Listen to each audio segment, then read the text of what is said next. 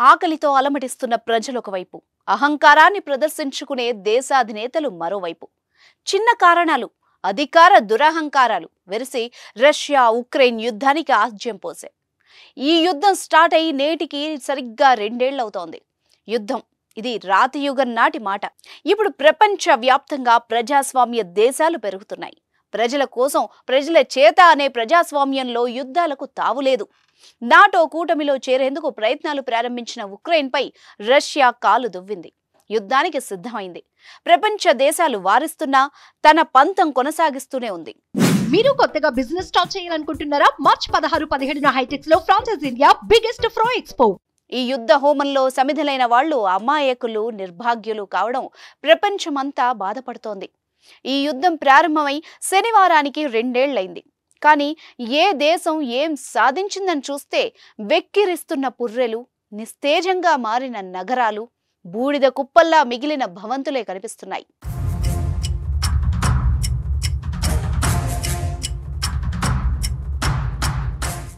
ఉక్రెయిన్ను సంపూర్ణంగా సైనిక శక్తి లేకుండా చేయాలన్న లక్ష్యంతో 2022 ఫిబ్రవరి 24న రష్యా అధ్యక్షుడు వ్లాదిమిర్ పుతిన్ యుద్ధానికి దిగాడు.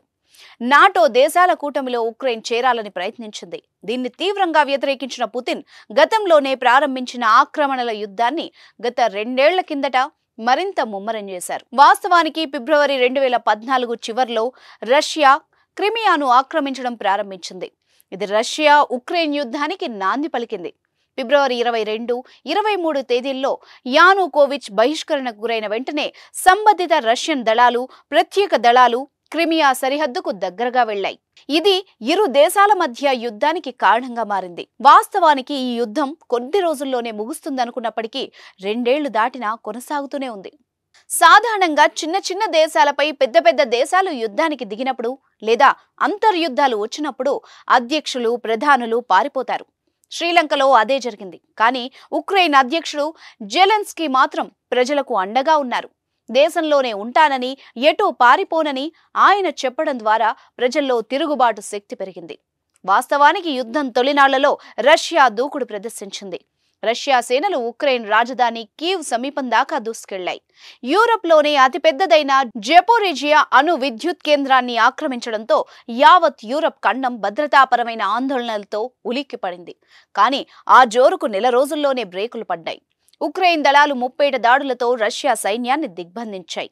అమెరికాతో పాటు పాశ్చాత్య దేశాల సపోర్టుతో పైచేయి సాధిస్తూ వచ్చాయి. మరోవైపు యుద్ధం కారణంగా ఉక్రెయిన్, రష్యాలు రెండూ తీవ్రంగా నష్టపోయాయి.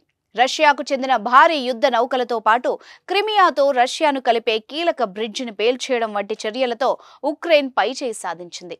2023 మేలో ఏకంగా మాస్కోలో పుతిన్ అధికార నివాసమైన క్లెమిన్ పై 2 ఉక్రెయిన్ డ్రోన్లు దూసుకెళ్లి కలవరం రేపాయి. ఉక్రెయిన్ డ్రోన్ల దాడి దెబ్బకు తొలుత అపార నష్టం చవిచూసిన రష్యా సైన్యం తాను అదే బాట పట్టింది. కొంతకాలంగా ఇరు బలగాలు డ్రోన్లపైనే ప్రధానంగా ఆధారపడుతున్నాయి.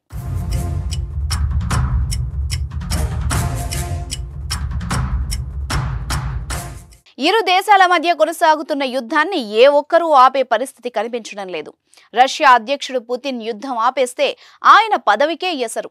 పైగా కోపోద్రిక్తులుగా ఉన్న రష్యన్లు ఆయన్ను సహించే పరిస్థితి కూడా లేదు. ఇటీవల రష్యాకు చెందిన విపక్ష నాయకుడు మాట్లాడుతూ యుద్ధం ఇప్పుడు ఉక్రెయిన్పై కాదు, పుతిన్పై పుతినే చేసుకుంటున్నారు. ఆయన యుద్ధాన్ని కాదంటే దేశంలో ఎవ్వరూ సహించరు. సో ఏదో ఒకటి వీర భూమిలోనే తేల్చుకోవాలి అని వ్యాఖ్యానించారు. ఇక ఉక్రెయిన్ పరిస్థితి చూస్తే ఈ దేశం కూడా యుద్ధానికి ముగింపు పలికే అవకాశం అయితే లేదు. ఎందుకంటే రష్యా ఆక్రమిస్తే పౌరుల ప్రాణాలకు పెనుముప్పి పొంచి ఉందన్న సంకేతాలు వస్తున్నాయి.